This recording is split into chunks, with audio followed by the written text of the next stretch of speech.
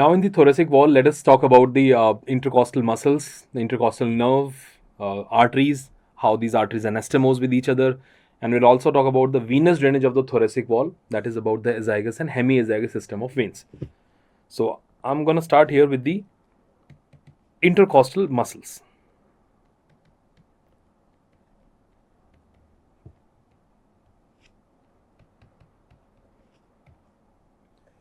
So guys, when we talk about intercostal muscles, we got mainly three set of intercostal muscle. We have external intercostal. I'm writing I by C for the intercostal, external intercostal muscle.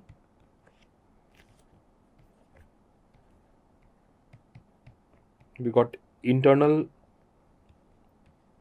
intercostal, and then we have innermost intercostal. Finally, we got this innermost intercostal muscle. Though this innermost intercostal muscle can further be divided in three parts, we have three subunits of innermost intercostal muscle. If I name them, let's go with some alphabets here. The one which is present behind is called as subcostalis. The one in the middle and the largest part of innermost intercostal is intercostalis intimae.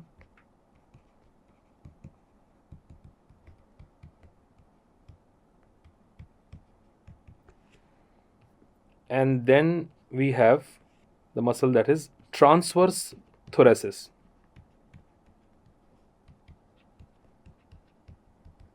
The muscle is transverse thoracis, or you can even call it this muscle as the sternocostalis. Sternocostalis. It is basically attached to the inner surface of the sternum and then on the posterior aspect to the costal cartilages. So we call it sternocostalis also.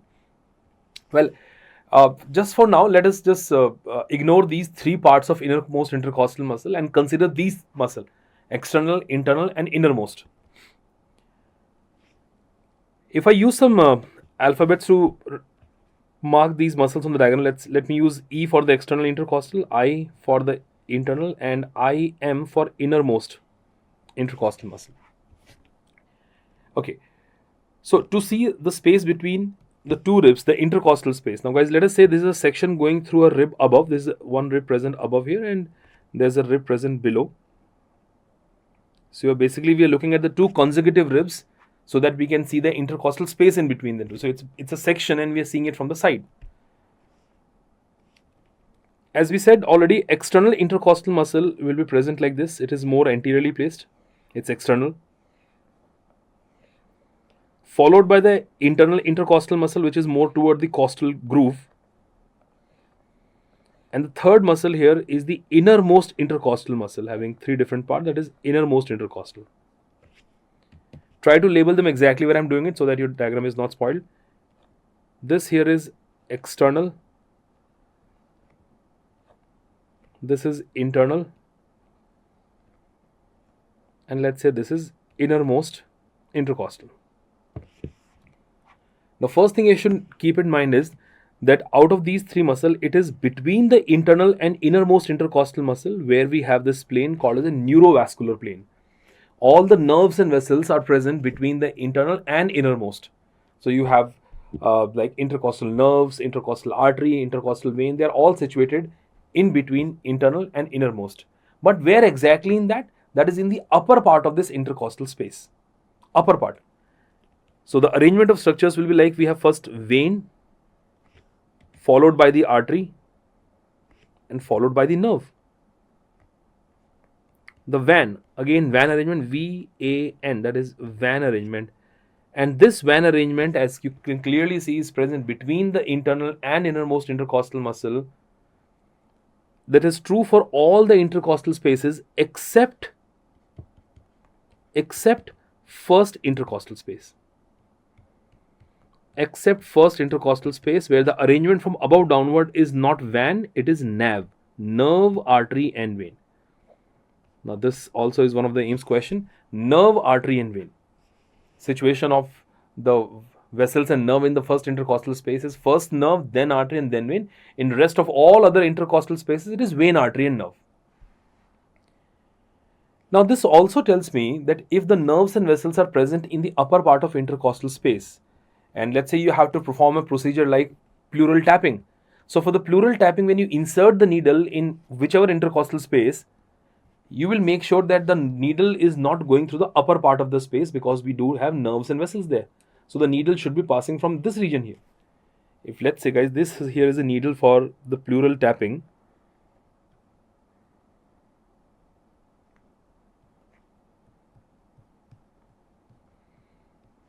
Whereas when you look at if the procedure of intercostal nerve block is to be done, then obviously it has to be done from the upper part of this intercostal space.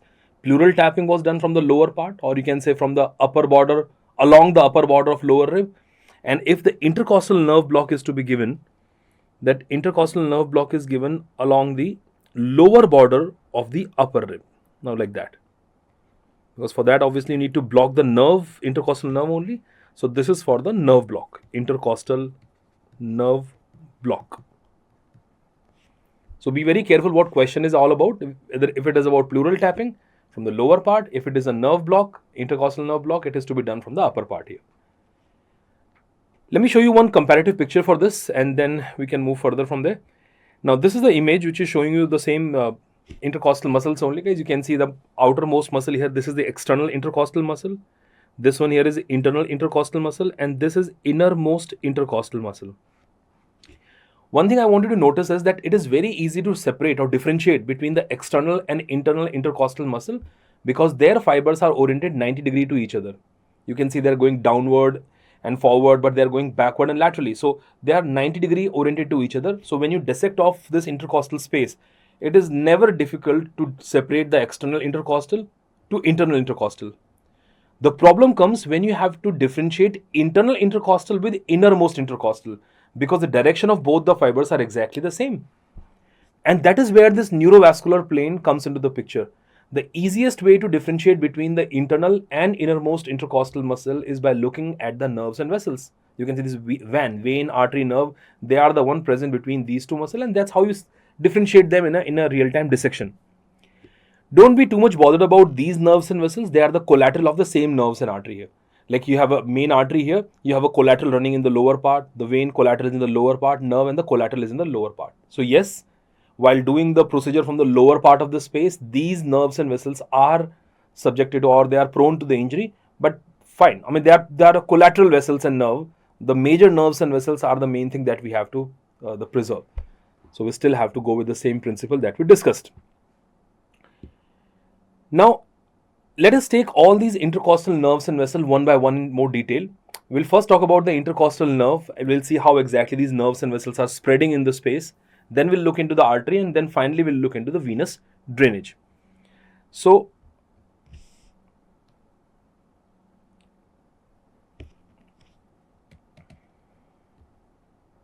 first we'll talk about the intercostal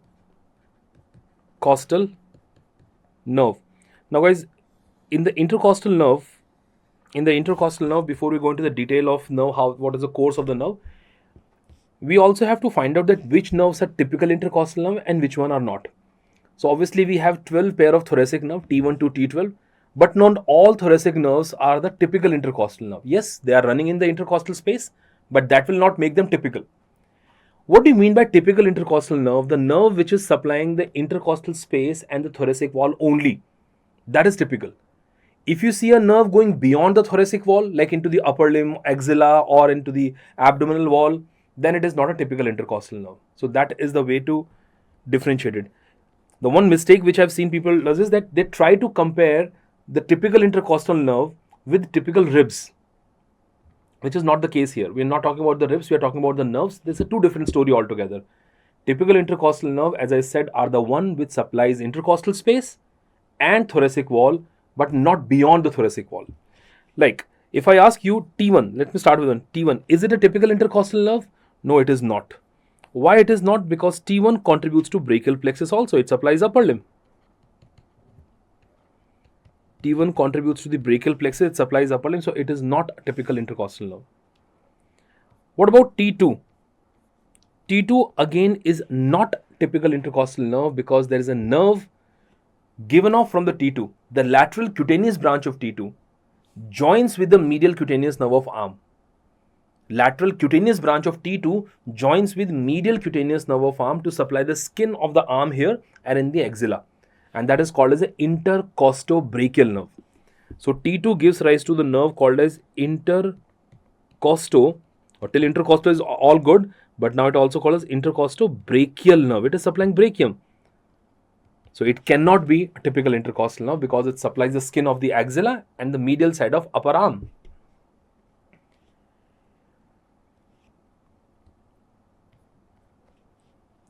T7 to T11, are they typical intercostal nerve? No, again they are not. The reason, T7 to T11 nerve, after supplying the intercostal space, these nerves, they go and downward into the rectus sheath. They supply the anterior abdominal wall. So these nerves are called as a thoraco-abdominal nerve. They supply the thoracic wall and they supply the abdominal wall also. That's why the nerves are called as a thoraco-abdominal nerve. These are thoraco-abdominal nerves. And no question about T12. Well, T12 definitely is not a typical intercostal nerve. Forget about typical, it is not even intercostal nerve. It is present below the 12th rib. So it is a subcostal nerve.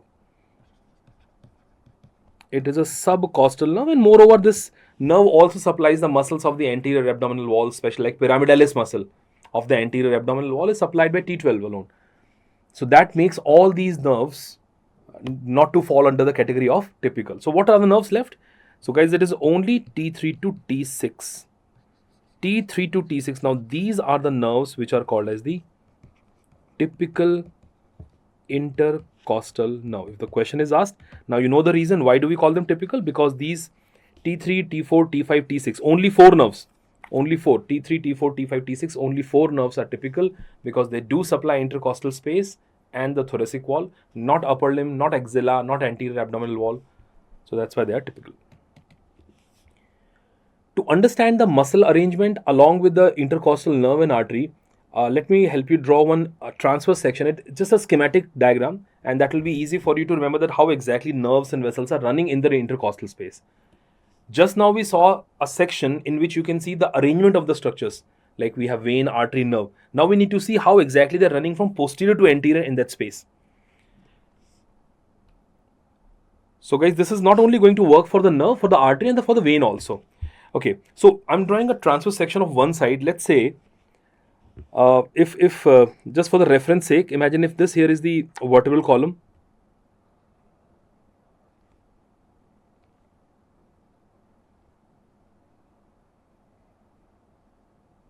Let's say that's a vertebral column, and anteriorly, here is a section going from the sternum. Let's say this is sternum here. So we took a transverse section. You can see sternum anteriorly, and you can see the vertebra, thoracic vertebra posteriorly. Without drawing ribs here, I'm going to just tell you that how exactly muscles are arranged. Now the outermost muscle is external intercostal muscle. What you need to keep in mind is external intercostal muscle is present throughout this intercostal space, but not anteriorly. In the region of the costal cartilages, we do not have external intercostal muscle. We have external intercostal membrane replacing it. Something like this. So what I'm saying is, let us say this here is a muscle which you see running all the way like this anteriorly, but most anteriorly what you'll see here, we have a membrane here, and that membrane is called as an external intercostal membrane, or you can simply call it anterior intercostal membrane. We need to keep labeling these muscles. So guys, this is external intercostal. Try to label it exactly where I'm doing it. And this membrane here is called as the external, or it is also called as anterior. Same thing guys, external or anterior intercostal membrane. The next muscle, the muscle which is like more inside, is internal intercostal. Now what you'll see for the internal intercostal muscle, it starts right from the sternum only, like this.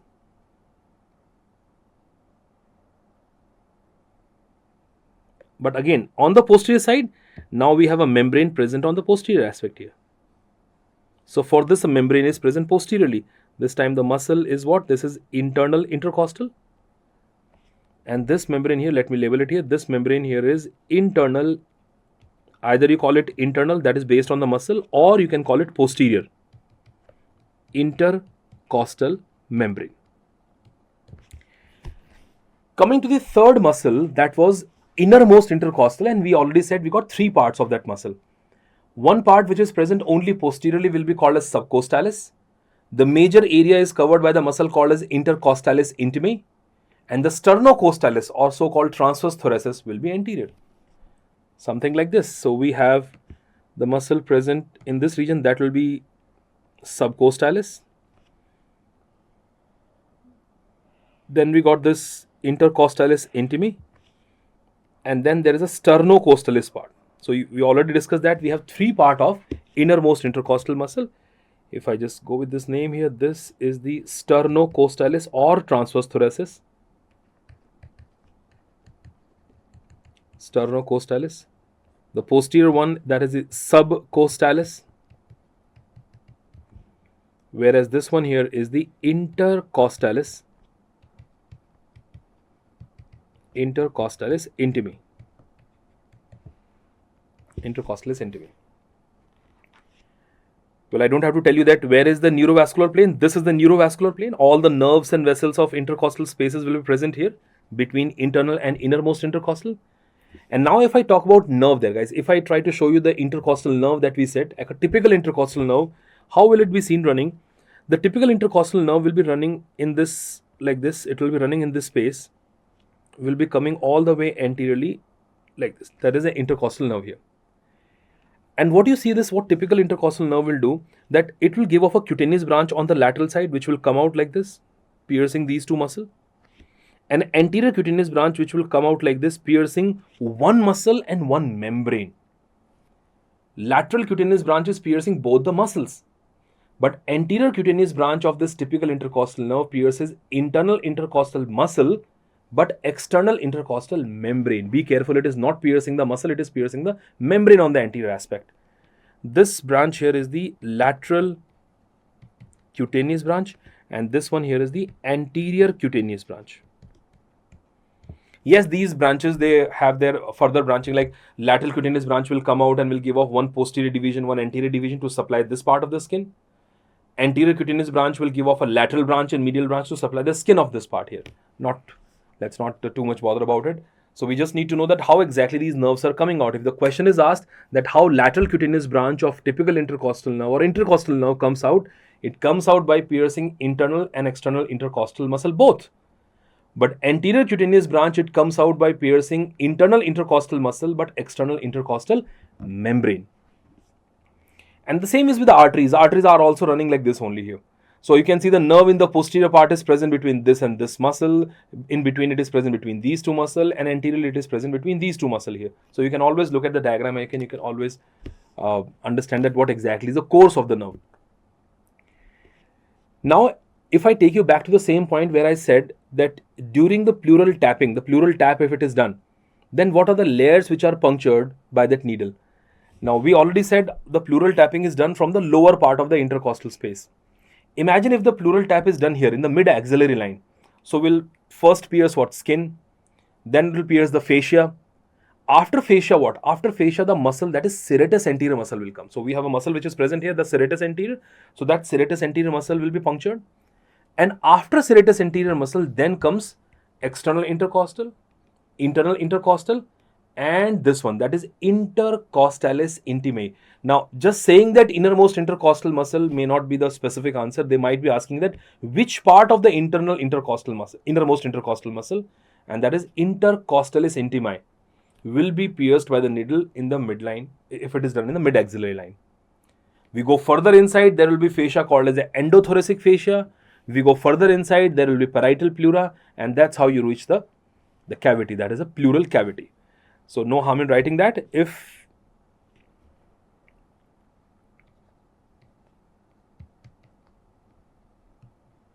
the pleural tap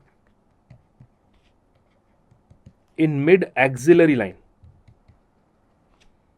the pleural tap in mid-axillary line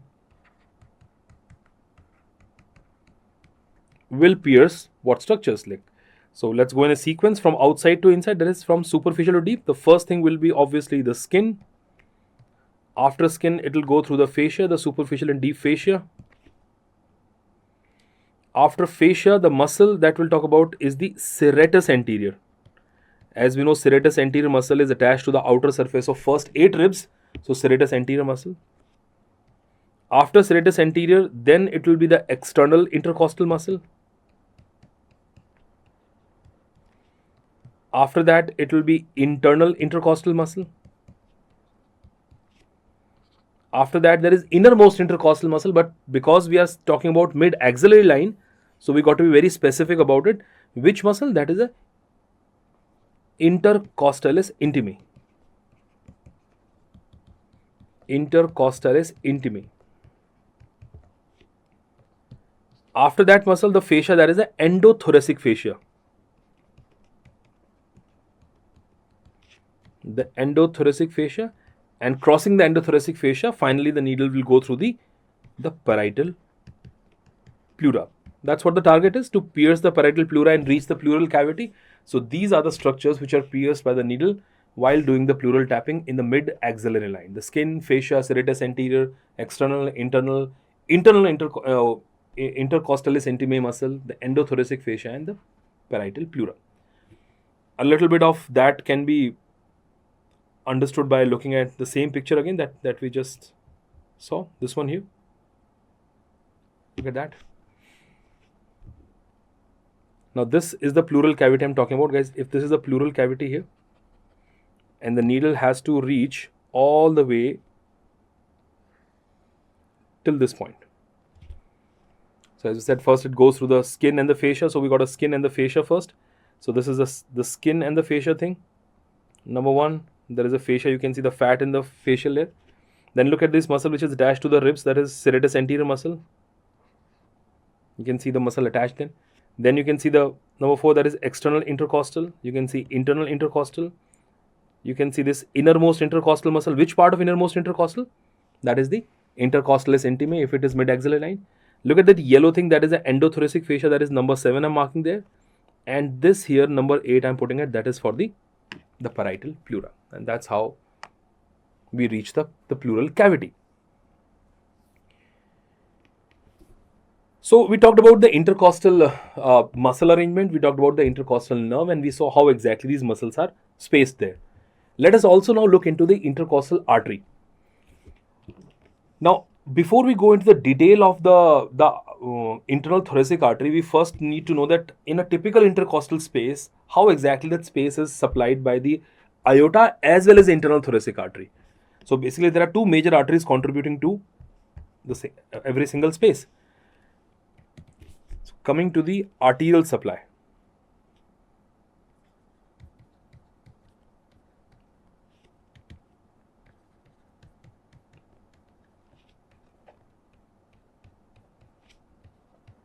So now talking about the blood supply of intercostal space. Well, what I'm going to do is, guys, let us presume 2 ribs and let's straighten those ribs. If I open the ribs, imagine this is a curved rib here, obviously here. But if I open this rib like this, so you'll be looking at the entire length of the rib, just for the schematic presentation. So this is the posterior end of the rib, let us say, and this is the anterior end of the rib. But if I open the rib like this, so this is the posterior end, and that is the sternal end or the anterior end of the rib when you presume it after opening it. So this is one rib we got, and there's another rib here. Well, the posterior end of the rib is having this head which is attached to the vertebrae. So that's the head of the rib. And this is the anterior end or the sternal end. So obviously it is attached to the sternum. So this is the sternum bone.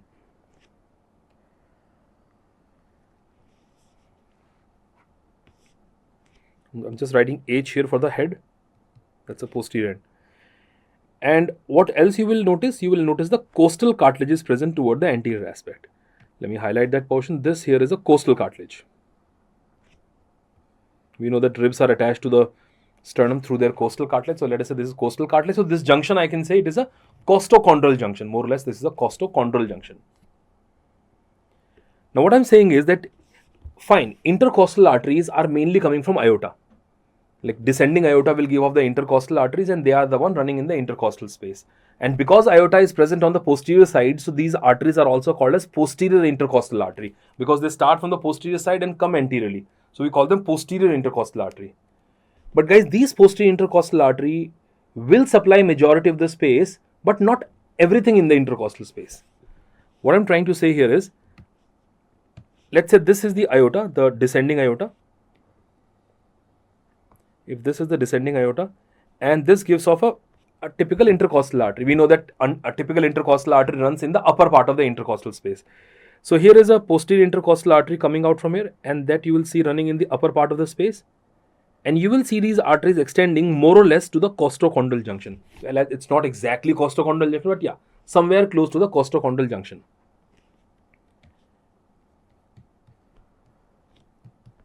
Right? So what artery was that? That was a posterior intercostal artery. It is a posterior intercostal artery because the origin is on the posterior side and then reaching anteriorly. Moreover, this posterior intercostal artery in the posterior aspect only, close to the angle of the rib, gives off a collateral branch also, and that collateral artery is running in the lower part of the intercostal space.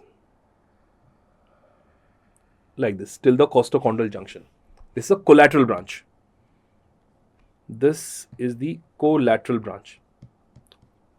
I showed you the collateral branch, guys, where we saw that intercostal space is having a main artery above, and in the lower part of the same space, we have a collateral artery also. So both posterior intercostal and collateral artery are supplying the majority of the intercostal space, but not in the region of the costal cartilage. That means this part is still remaining. So we need an additional artery to supply this part here. Now, what artery is that? That is internal thoracic artery. We'll talk about the internal thoracic in detail separately after this. Now, that's how the internal thoracic or so-called internal mammary artery is running.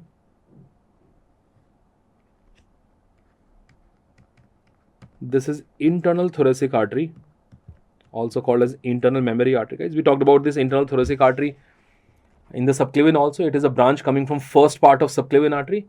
So what internal thoracic artery will do, in every space, it will give off these anterior intercostal arteries like this. It gives off these anterior intercostal artery. I'm writing in short only AICA, anterior intercostal artery. This also is anterior intercostal artery, which are, as you can see, anastomosed with the posterior intercostal and its collateral branch and forming an anastomosis, and also completing the vascular chain present in one intercostal space. That is how a typical intercostal space is supplied. Majority of the space is supplied by the aorta through its posterior intercostal artery and collateral. The remaining portion is taken care of by the anterior intercostal artery coming from internal thoracic, anastomosing with them more or less at the level of the costochondral junction. Now, there is more about this intercostal space, because I say internal thoracic artery is giving off anterior intercostal artery. Now, first of all, internal thoracic artery is not present in all the intercostal space. So, how other space will be taken care of? Secondly, internal thoracic artery function is not only to supply the intercostal spaces, it has to supply the mammary gland, the diaphragm, and the pleura, and other things also. So, let us talk more about this internal thoracic artery and its branches.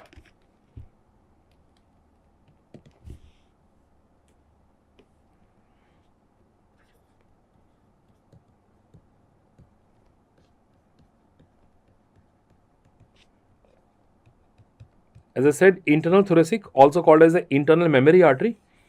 Before we start with this topic, there's something very interesting about this internal thoracic artery. We know that when we talk about the graft for the coronary artery, we take the graft from the great saphenous vein, we take it from the other artery also, and internal thoracic artery is also preferred for this. One of the reasons for preferring the internal thoracic artery for the graft is, and that's a very interesting fact here, that despite this artery is a small artery. I mean, if you compare, this is the size of the radial artery only. It's not a big artery like aorta or pulmonary artery. So it's a medium-sized artery.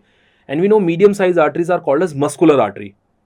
Why medium-sized arteries are called as muscular artery? Because they have like smooth muscles in their tunica media. We have loads and loads of smooth muscle present inside them. Now, this, despite of being a medium-sized artery in size, but histologically, it is just like an elastic artery. So in the tunica media of the internal thoracic artery, we have loads and loads of elastic fibers, just like aorta or the pulmonary artery. which is an advantage. I mean, imagine you are using a blood vessel for the grafting, which is not having smooth muscle or having very less number of smooth muscle, and most of the elastic fibers are there. So the artery can only expand. It will never collapse. There's no muscle, so it will not collapse from its position. And that's what we want from the coronary artery. We don't want to collapse the coronary arteries.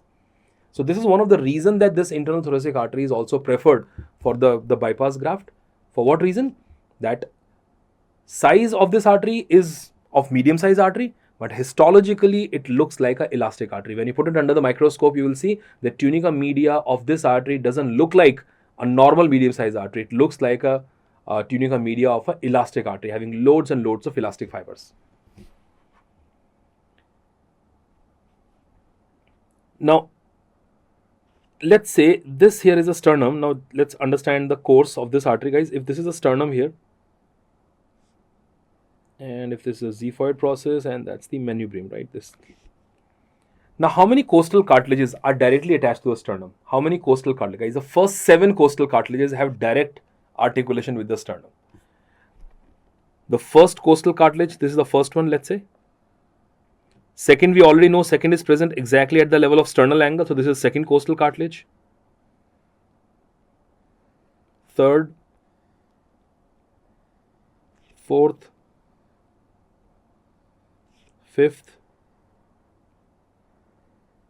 sixth, and let's say, I'm just drawing it obliquely here, that is the 7th costal cartilage. 8th, 9th and 10th rib will come into the 7th only. So make sure that when you draw it, that these are the 7 costal cartilage having a direct access to the sternum. Internal thoracic artery, we already said it is coming from the subclavian, from the first part of subclavian artery. So let's presume this is the first part of subclavian artery.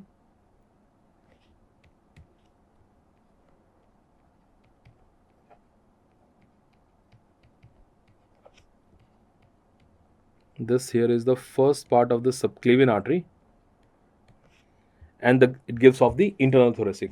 So what will happen? The internal thoracic artery will come down and run medially just lateral to the sternum behind all these costal cartilages. It's just lateral to the sternum only. It's very, very close related to the lateral border of the sternum. And what you will see, this internal thoracic artery, once it reaches the 6th intercostal space, that is between 6th and 7th rib, once this artery reaches the 6th intercostal space, it divides into 2 terminal branches. One goes like this, and the other one in this manner. What are the 2 terminal branches? First of all, which intercostal space is that? That again is a question. That is a 6th intercostal space. In the 6th intercostal space, it is dividing into one. This one is the superior epigastric artery. This one is a superior epigastric artery. I hope you remember this superior epigastric artery we discussed in the diaphragm also. We said foramen of Morgagni is giving passage to this superior epigastric artery so that it will go down into the rectus sheath and supplies the muscle of the anterior abdominal wall. So just to rewrite the same thing only, this superior epigastric artery will go through the foramen of Morgagni, or space of Larry, we can say, foramen of Morgagni, and it becomes the content of the rectus sheath. It ultimately goes into the rectus sheath. So we'll again talk about this artery in the rectus sheath, in the anterior abdominal wall. That's the fate of superior epigastric artery. So basically this artery is having no role to play in supplying the intercostal space. Once it starts, it immediately goes into the rectus sheath. The other artery which is running obliquely along with the costal margin is the musculophrenic artery. This artery here is called as a musculophrenic artery. So first thing first, guys, these are the 2 terminal branches of internal thoracic. If the question is asked that what are the 2 terminal branches, which space they are given off? They are given off in the 6th intercostal space. One is superior epigastric and one is called as a musculophrenic. Musculophrenic supplies the muscles of the intercostal space. It is going to supply the diaphragm also. So the name is musculophrenic. Now, before we again come to this musculophrenic and superior epigastric artery, one thing we already discussed, that internal thoracic artery in the intercostal space gives off anterior intercostal arteries. Like this. If I take any space here, this is giving off anterior intercostal artery to anastomose with the posterior. This one again here, this one again here, and so on. So you will see anterior intercostal arteries, two anterior intercostal arteries in space present like these. But this is a possibility only till where the artery is dividing. Till the sixth intercostal space, you will see anterior intercostal artery coming directly from internal thoracic artery. Let me write their name. What I'm saying is, what arteries are these? These are anterior intercostal artery.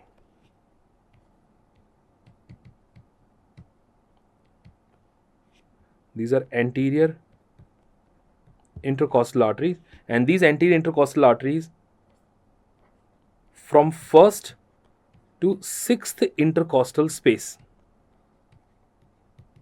From first to sixth intercostal space are directly coming from where? From the internal thoracic. No question about that. Directly coming from internal thoracic.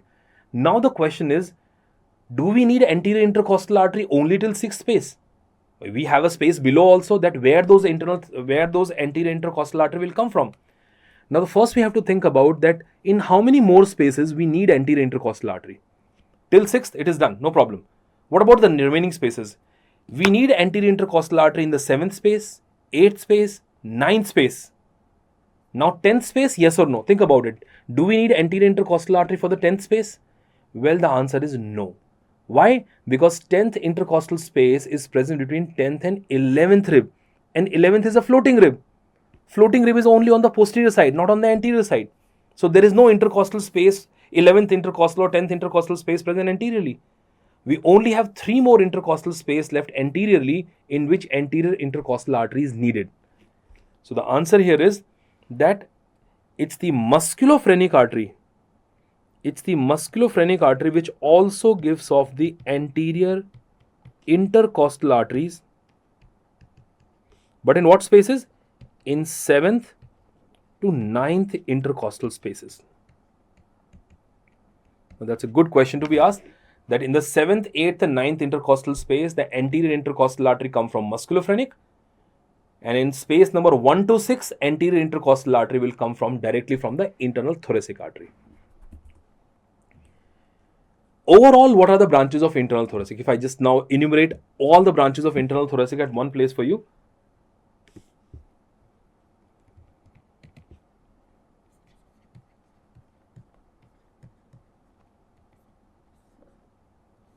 So guys, what are the overall branches that we have for internal thoracic? Now starting with, we first said we got the superior epigastric. We got this superior epigastric artery and the musculophrenic artery.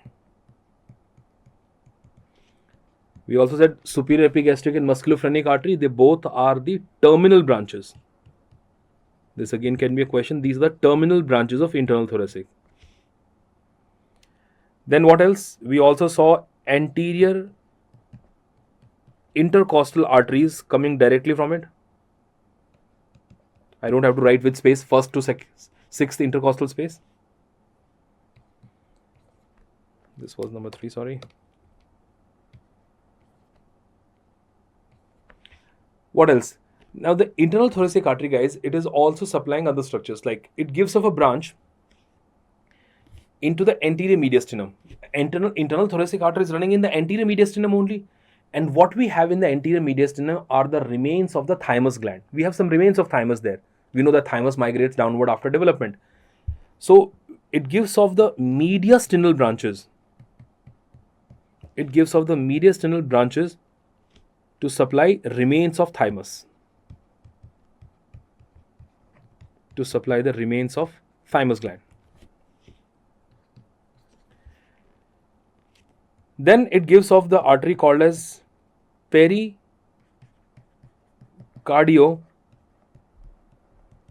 artery.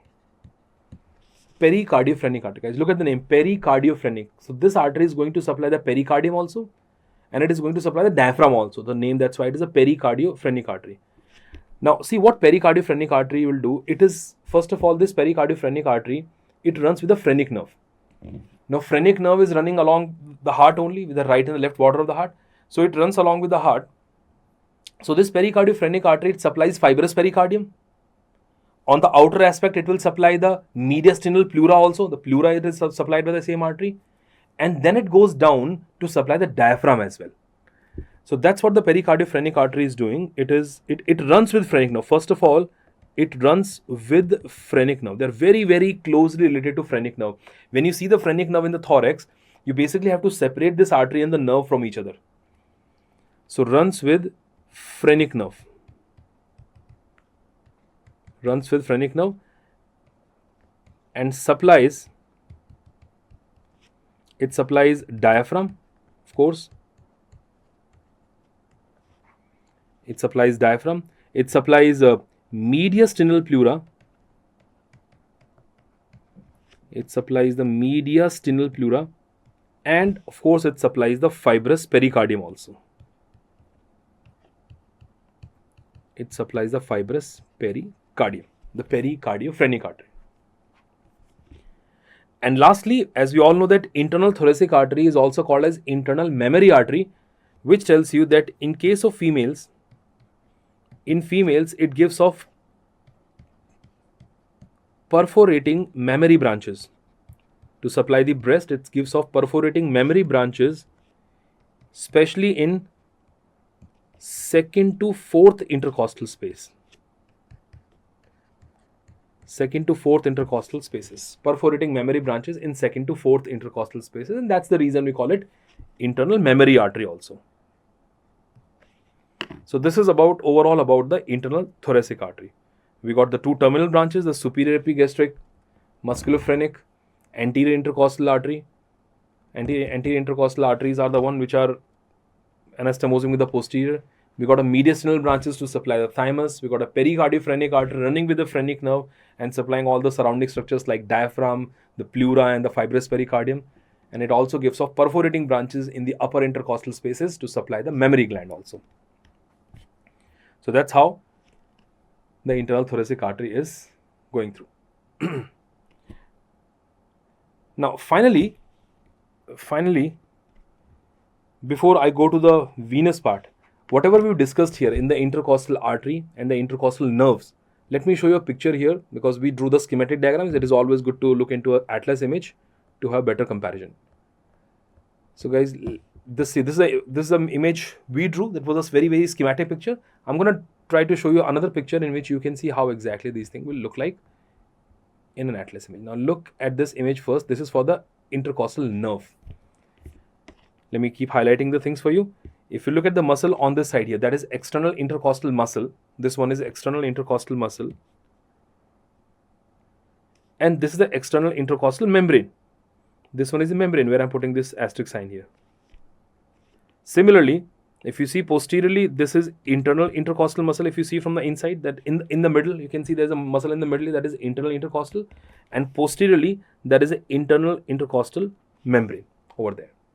And obviously the muscle that we have now, that is the innermost intercostal muscle. Now can you see an intercostal nerve going between the internal and innermost intercostal? Look at that. And that's how the nerve will be running like this. You can see, if I just enlarge it for you, look at that. You can see the nerve is coming out between the internal and innermost intercostal muscle, runs in like that. And look at these two branches, guys. Look at the lateral cutaneous branch, which is piercing the two muscle to come out. And look at the anterior cutaneous branch over there, which is piercing one muscle inside and one membrane. The membrane is external intercostal membrane. That's the nerve. If I, in the same kind of picture arrangement only, if I put the artery also.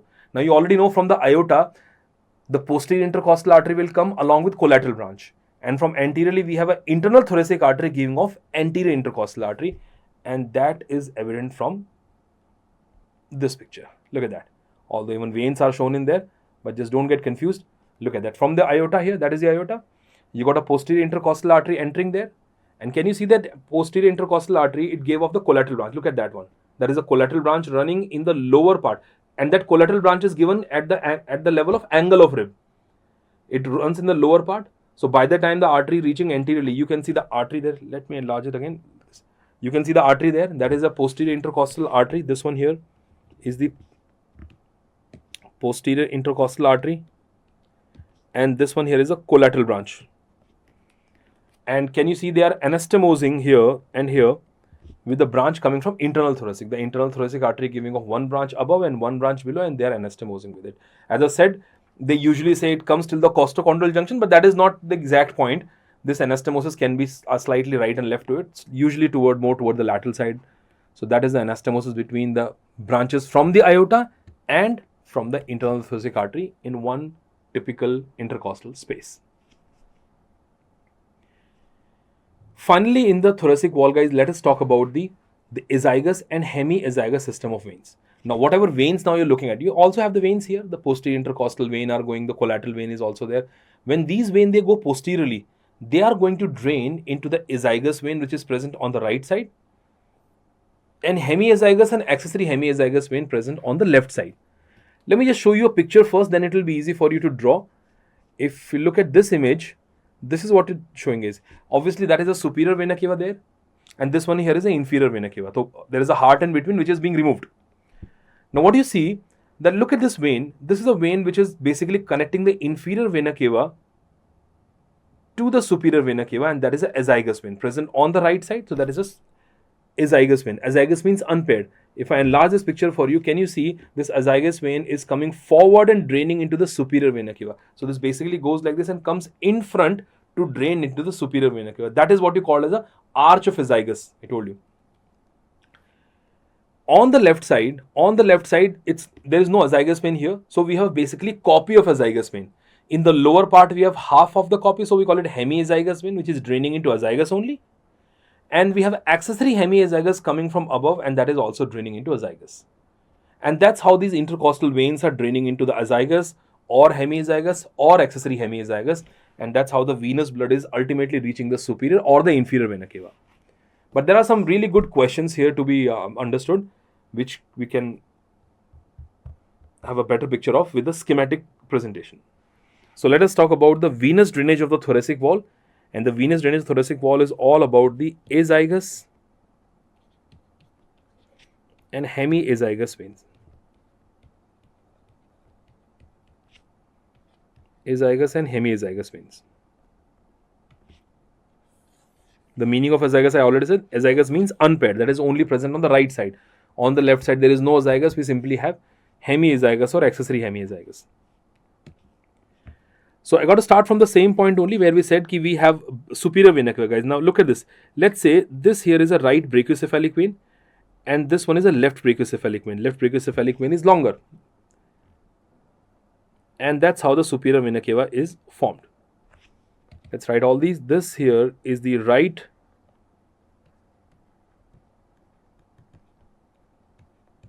brachiocephalic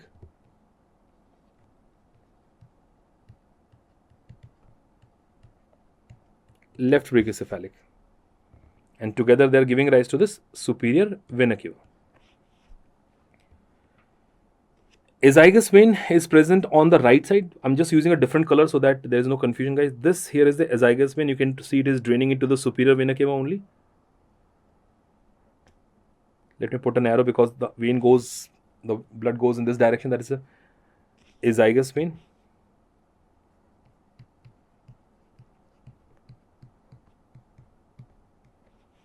And on the left side, we got a hemiazygous vein in the lower part.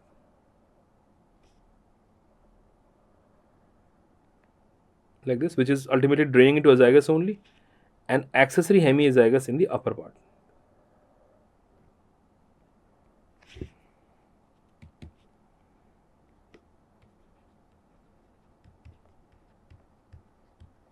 This is hemiazygous below and accessory hemiazygous above.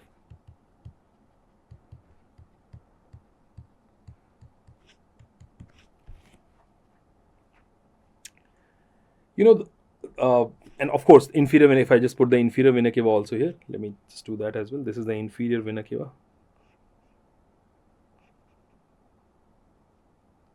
So there are some connections to the inferior vena cava of this azygous and hemiazygous system of vein. We'll come to that. Okay. The first thing first, guys, what is to be noted here is that azygous vein is ending into the superior vena cava more or less at the level of the T4. That's what we said, that arch of azygous will drain into the superior vena cava at the level of T4, lower border of T4 or sternal angle. That means we do not have azygous vein above the fourth thoracic vertebrae or above the fourth intercostal space. So till the fourth if we start from below, that 12th vein, 11th, 10th, so on, till the 4th intercostal vein, they can easily go backward and drain directly into azygous vein. Now the question comes about the first 3 or 4 veins. The first initial veins, like first intercostal, second, third intercostal vein, where they will drain, because there is no azygous vein at that level, that high. Are they draining into superior vena cava or brachiocephalic or what? Now that is the main question which is to be asked from this part. Okay. Now something which is common on both the side, the first intercostal vein, whether it is right side or left side. So let's say this is the first intercostal vein. I'm giving them numbers here, guys. This is the first intercostal vein, and this will go directly into the brachiocephalic vein here, and here also the first one will go directly into the brachiocephalic vein. Let's keep labeling them. This is called as the right, obviously it's on the right side, right first posterior intercostal vein. Right first posterior intercostal vein, and this is left first posterior intercostal vein. They are all intercostal. They are all intercostal vein. They are all posterior intercostal vein, and the first is simply called as first, or you can call it highest. The first one is the highest, so you can have highest intercostal vein of right side, highest intercostal vein of the left side. They both drain into brachiocephalic vein. No confusion. What about second, third, and fourth on this side? And what about second, third, and fourth on this side? Now, this is the main thing, guys. What will happen? The second and third vein, they will join with the fourth, and they all together drains into the azygous vein only. Look at that. This is what is happening. The second and third are joining with the fourth, or you can say all three are joined together and they're draining into the azygous vein. On the other side, the same story. The second and third, they join with the fourth, or you can say all three join together, but this one also drains into the brachiocephalic vein. That's the main difference. What is the combination here, guys? This combination of the second, third, and fourth on the right side, and the combination of second, third, and fourth on the left side, the common vein that they are forming is called as a superior intercostal vein, not the highest. That one was the highest. This is called as a superior intercostal vein. The combination of second, third, and fourth, this one will be called as the right superior intercostal vein, and this one is called as the left superior intercostal vein. No harm in writing it. You can write it separately also. That right superior intercostal vein, I'm using a different highlighter, guys. Right superior intercostal vein is a direct tributary of what? It is a direct tributary of azygous vein. It is draining into the azygous vein. On contrary, the left superior intercostal vein, using a different highlighter, left superior intercostal vein drains into the left brachiocephalic only. I've seen when they ask this question on the azygous and hemiazygous, this is their favorite question to ask. The difference of the right superior and the left superior intercostal vein. The combination of second, third. First thing to remember that it's a combination of second, third, and fourth vein, not the first. Do not think into the word is superior, so first should be there. No. First is first only. First is called as first or highest. Second, third, and fourth together is forming the superior, as right side as well as on the left side. On the right side, the fate is in the azygous. On the left side, the fate is into the brachiocephalic. Rest is simple, guys. Rest is very simple. Now, remaining veins, whatever veins we have, like coming from 5 to 11, let me say, 5 to 11 intercostal veins are draining directly into azygous vein. Accessory hemiazygous vein on this side here is 5 to 6. It can be 5 to 7. It is very, very much variable. It is sometimes azygous and hemiazygous and accessory hemiazygous vein, they join with each other also, and then they together drains into azygous vein. Venous anatomy is having so many variations, so no big deal. So I would say it is 5 to 6, 5 to 7, or 5 to 8.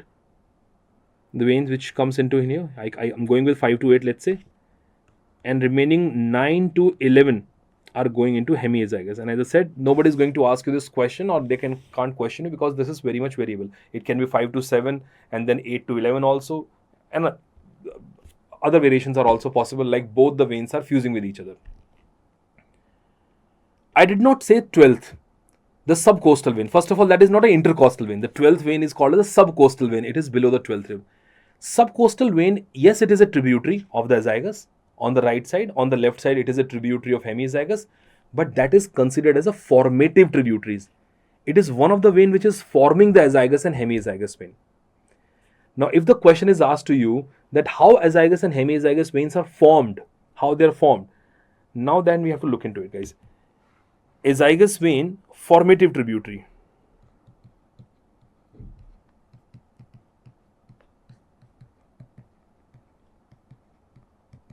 If we talk about the formative tributaries,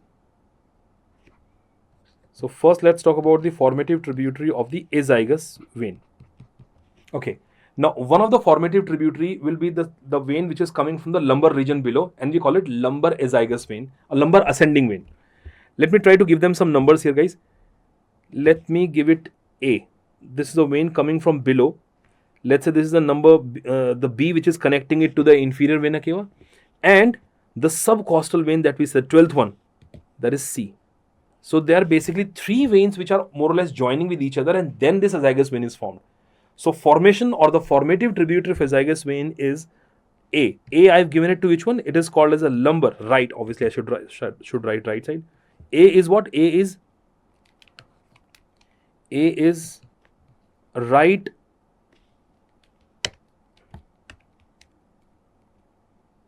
It is right lumbar ascending vein. Right lumbar ascending vein. What is B? B is called as a lumbar azygos vein, the one which connects it to the inferior vena cava. That is called as a lumbar azygos. Lumbar azygos. And C is called as the right subcostal. Right subcostal vein. That's a formative tributary of what? Azygos vein. That's a question also asked. If I talk about the formative tributary of azygos vein, same thing. It's just that we have to replace the right with the left. So we have a left lumbar azygos, we have left lumbar ascending, and we have a left subcostal vein. So they are the formative tributary for the hemiazygos vein. So remember the azygos, you anyways remember the hemiazygos. We just have to replace the right with the left. So left lumbar ascending, lumbar azygos, and lumbar subcostal vein. And left subcostal vein, not lumbar subcostal. So this is about the azygos and the hemiazygos system of vein present in the posterior thoracic wall. There is another question I remember from here. They even asked this question that what is the last tributary of the azygos vein? The last tributary. Now when you look at this picture, it looks like that the last tributary of azygos vein should be this one. Because just before the azygos vein goes inside, this is the one draining into it. But no. Even after that, there is one more tributary. And that is the right bronchial vein.